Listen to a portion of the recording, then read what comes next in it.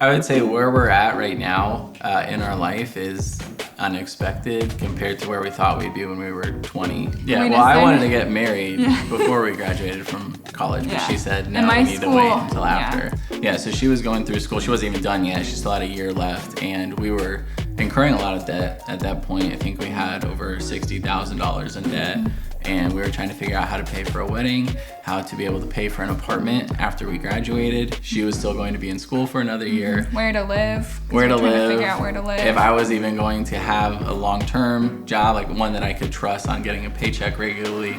Things really changed when we got into a small group. We signed up online and we got connected to a group of people that we actually found out were like us, that everybody doesn't have their finances figured out. We almost felt alone in that area, but the more we talked to people, the more we learned, hey, you're not alone in this. It's okay that you've made mistakes with money or that you made certain decisions, but God's way of handling money is there's a better way than what we were doing.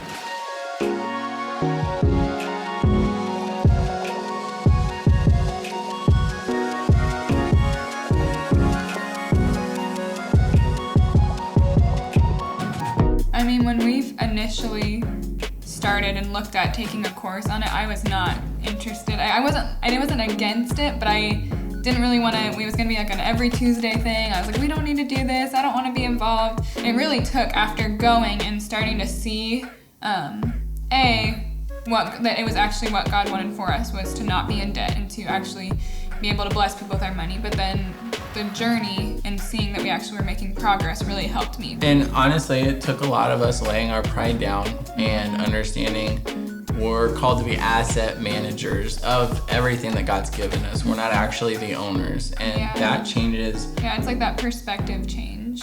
God's not a transactional God, but he is a relational God, and he wants your heart, and he wants to work through you in your relationships with other people, at your workplace, and also through your finances.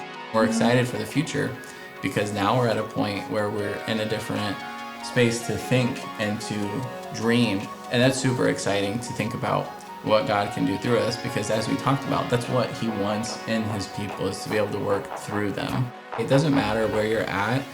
What matters is getting plugged into a group of people that you can connect with and then learning how to do things God's way, which is the best way.